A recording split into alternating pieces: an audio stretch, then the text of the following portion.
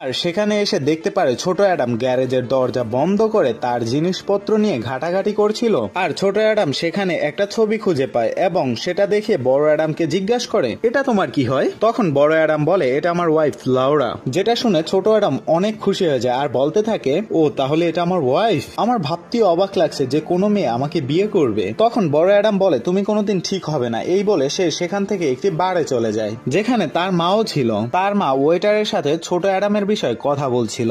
তার মা ওয়েটারকে বলে, অ্যাডাম কেন যে আমাকে সহ্য করতে পারে না আমি সেটাই বুঝে উঠতে পারছি না। তখন বড় অ্যাডাম তার মাকে বলে, আপনি যেমনটা ভাবছেন তেমনটা নাও হতে পারে। হয়তো সে বয়সে এখনো অনেক ছোট, তাই সে না বুঝে আপনাকে কষ্ট দিয়ে ফেলে। সে যখন বড় হয়ে যাবে তখন অবশ্যই সে আপনার মর্ম বুঝতে পারবে। এই কথা বলে অ্যাডাম বার থেকে বেরিয়ে যায়। এরপরে আমরা মুভির মেইন ভিলেন মায়াকে দেখতে পাই, যে কিনা মুভির শুরুতে অ্যাডামের পিছনে ধাওয়া করছিল। সে অ্যাডামকে খুঁজতে খুঁজতে এখানেও চলে এসেছে ও তার বিশাল সৈন্যবাহিনী অ্যাডামকে খোঁজার জন্য পাঠিয়ে দেয়। সিন কাট হয়, আমরা বড় অ্যাডাম ও ছোট অ্যাডামকে খাবার খেতে দেখতে পাই, যেখানে বড় অ্যাডাম ছোট অ্যাডামকে সমস্ত ঘটনা খুলে বলছিল। যেটা শুনে আমরা বুঝতে পারি মায়া আসলে তার বাবার অফিসে কাজ করত। সর্বপ্রথম অ্যাডামের বাবাই মানুষের কল্যাণের জন্য টাইম ট্রাভেল মেশিন আবিষ্কার করে, কিন্তু অ্যাডামের বাবা মারা যাওয়ার পর অ্যাডামের বাবার কোম্পানি মায়া তার নিজের দখলে নিয়ে নেয় আর টাইম ট্রাভেল মেশিনের মাধ্যমে মানুষের ক্ষতি করতে শুরু করে। তখন বড় অ্যাডাম বলে, আমার ওয়াইফ লাউরাও মায়ার অফিসেই কাজ করত। মায়া তখন কিছু ইনফরমেশন আনার জন্য লাউরাকে 2018 সালে পাঠিয়েছিল।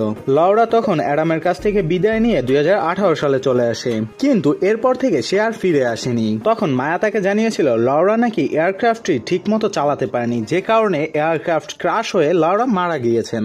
কিন্তু একথা সে কিছুতেই বিশ্বাস করতে পারে না, কারণ কোম্পানির ভিতর লাউরা সবচেয়ে ভালো পাইলট ছিল।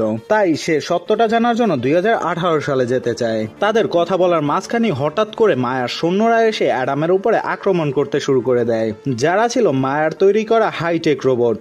আর অ্যাডামও ভবিষ্যৎ থেকে আনা হাইটেক গ্যাজেটের সাহায্যে তাদের সাথে মোকাবেলা করতে শুরু করে এবং আমরা সেখানে অসাধারণ একটি ফাইটিং সিন দেখতে পাই, যেটা আসলে এক্সপ্লেন করে বোঝানো সম্ভব না। তো অ্যাডাম যখন সবগুলো রোবটকে হারিয়ে পালাতেই যাবে, সেখানে মায়া এবং তার সহকারী ক্রিস্টোস এসে হাজির হয়ে যায় আর তার উপরে গান তাক করে তাকে 2050 সালে ফিরে যাওয়ার কথা বলে। কিন্তু অ্যাডাম তাদের কথায় রাজি না হয় ক্রিস্টোস তাকে মারতে শুরু করে।